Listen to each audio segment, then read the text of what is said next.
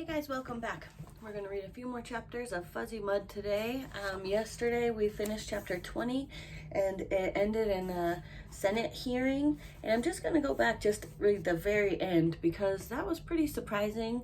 And then we'll jump back into real time and find out what Tamaya's doing in the woods. But this, again, if you remember, this was in the future. The Senate committee meeting was 3 months after what we're reading. So Peter Smythe said, "The president ordered the quarantine based on my recommendation. No one was allowed to leave Heathcliff or the surrounding area. That included our own doctors and scientists. Once they entered the quarantine zone, they could not return. Thousands of people were infected. 5 people had already died, the one in the woods, and then 4 more who were infected later." So we're wondering, was the one found in the woods who died, was that Chad? Did he die? Senator Foote says, "All because of one little girl?" Dr. Peter Smythe says, "1 week after Tamaya Dewaldi went into the woods, more than 500 people showed signs of the rash, including many of her classmates. But it would be wrong to assume that it was caused by Tamaya. The invading organisms had simply overwhelmed the environment. By the time the first snow fell, this so-called fuzzy mud had spread to lawns and flower beds all over Heathcliff." So then we're going back to chapter 21. Now it's back to Wednesday, November 3rd at 1:21 p.m. Both Tamaya and Marshall had left school to go into the forest and look for Chad. A dead tree lay on its side, partially propped up by its broken branches. An image flashed into Maya's head of Marshall standing atop a tree that had fallen over. She hurried towards it. Up close, the tree seemed larger than she remembered. There was a thick branch sticking almost straight up from the trunk with lots of smaller branches coming off of it. She doubted it was the same tree. Some of the bark crumbled away as she grabbed the base of the largest branch. She pulled herself up and then looked around, just as Marshall had done. Ahead, the ground sloped steeply down into a gully. Rising up from the other side of the gully were 2 hills. One of those hills could have been where they had left Chad. She cupped both of her hands around her mouth like a megaphone, and she tried to make her tiny voice project across the vast woodlands. "Chad!" Her eyes scanned the 2 hillsides, hoping to see Marshall's rocky ledge, but all she could see were trees, and more trees. She hopped down. The ground went splat beneath her left foot. Even before she looked, she realized what she had done. She stared down in horror at her left foot, ankle deep in fuzzy mud. She tried to step free, but her foot wouldn't budge. The mud held tight. She could feel the warmth oozing through her sock. Her right foot had landed safely just on the edge of the mud puddle. She took a long stride back towards the fallen tree and then grabbed one of the small dead branches. Its rough and pointy edges ripped through her blisters as she desperately pulled with all of her might. The branch broke. At the same moment, her foot pulled free. She nearly fell backwards into the mud, but managed to force her momentum sideways and landed on the dry leaf-covered ground. She instantly yanked off her sneaker and then her muddy sock. She now had mud on her fingers and she wiped them on her sweater and her skirt. She took off her sweater and used it as best as she could to clean her left leg and her foot. She pulled the cloth back and forth between her toes and continued to rub even after she didn't see any more of the mud on her. She was more worried about what she wouldn't see or couldn't see. She left her muddy sweater on top of the dead tree. Lunch sack in hand, one shoe off, one shoe on, she continued down the slope towards the gully. "Chad!"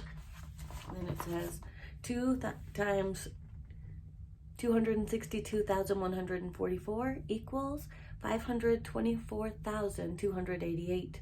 2 times 524,288 equals 1,048,576.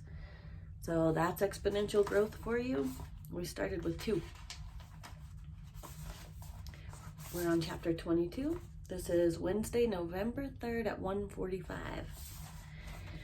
At the beginning of each school year, a parent or a guardian of every student at Woodridge Academy was required to fill out a bunch of forms. Among other things, they were to provide the school with their various telephone numbers and emergency contact information. Those numbers were now being called grade by grade in alphabetical order. From inside her office, Mrs. Thaxton could hear Mr. Franks and Mrs. Latherley as they made one call after another. "There's been an incident. Your child is perfectly safe.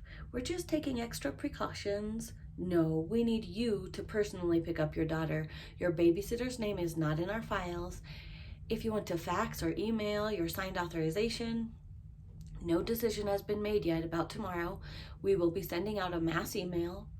Mrs. Thaxton knew that she should have been making the calls too, but she couldn't bring herself to do it. She had just gotten off of the phone with Tamaya's mother, who had telephoned the school after receiving Mrs. Latherley's message.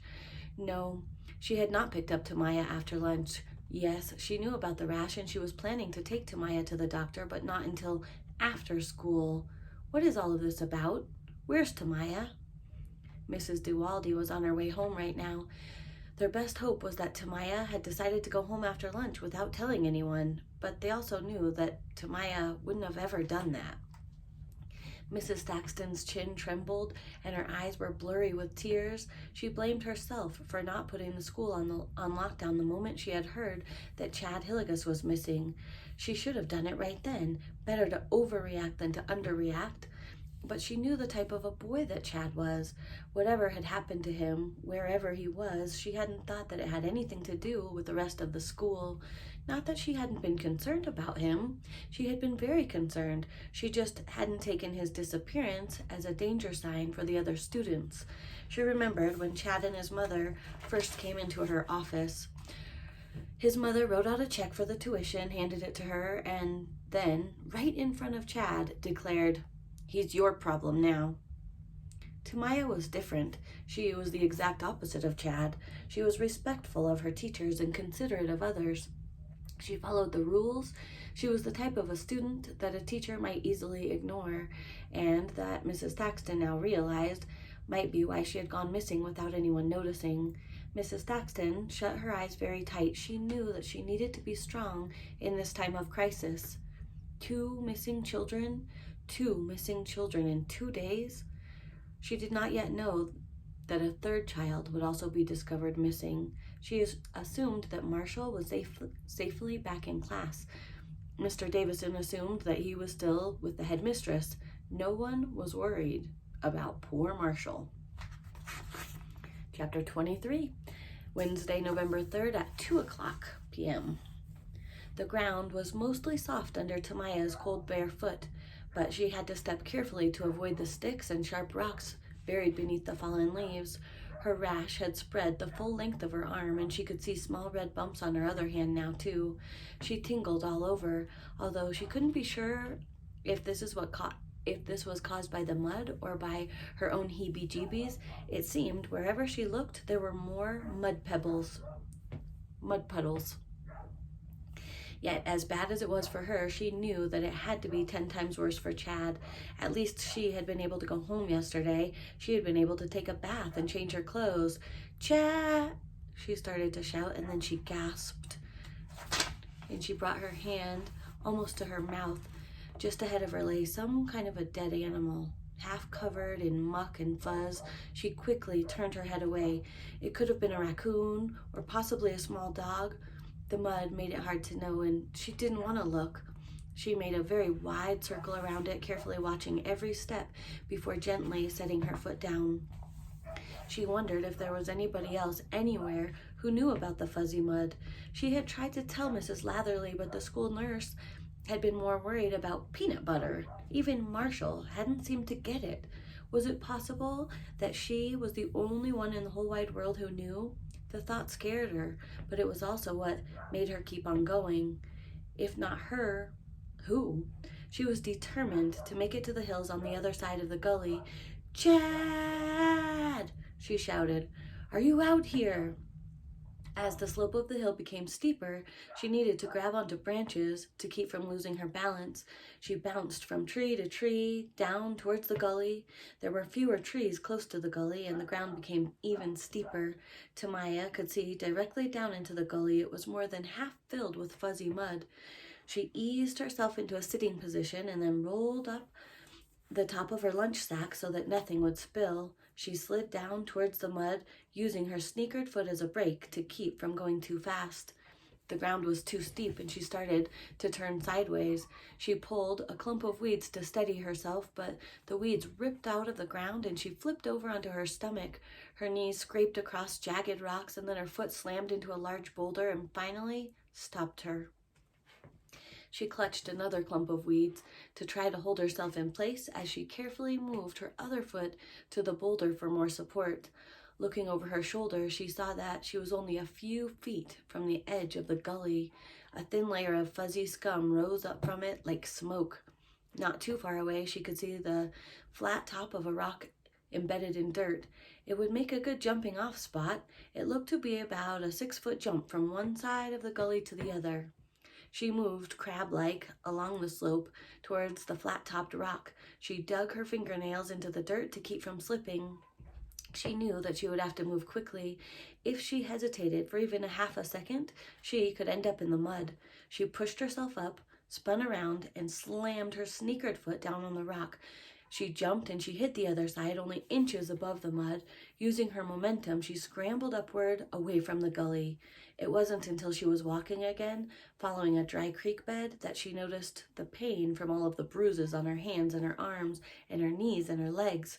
Her shirt had rolled up a bit during her slide, and she had scratches and scrapes on her stomach as well. Still, she knew her pain was nothing compared to Chad's. Chad!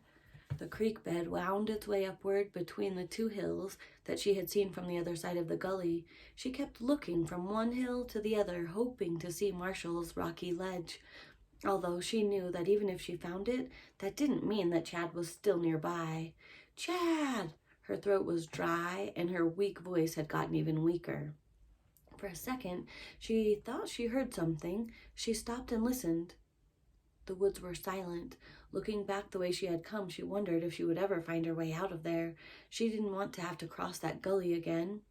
Then she heard a noise. Twigs were breaking and then footsteps. The steps were uneven, like someone was stomping and staggering, and then she saw him. He crashed his way through a tangle of twigs and thin branches, and she froze. "I'm here," he called, but his voice was little more than a raspy whisper. He took several deep, uneven breaths and then continued to push his way towards her. "I'm here," he repeated weakly. His face was a mass of blisters, crusted with pus and dried blood, and so badly swollen that she could hardly see his eyes. She started to bring her hand to her mouth, and then she stopped herself, not wanting to get the rash on her lips or her tongue. He came closer. "Where did you go?" he called from only a few feet away. He sank to his knees. "I'm right here," he whimpered. "Where did you go?"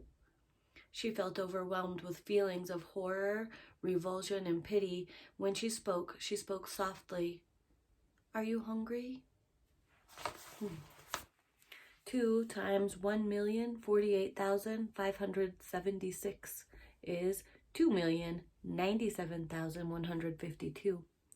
2 times 2,097,152 equals 4,194,304. So we're going to stop there for today. It appears that so far Chad is not dead. So we're not sure who died in the forest or if he dies later. This is chapter 24. We'll pick up there tomorrow or Monday. Have a good weekend, guys. Bye.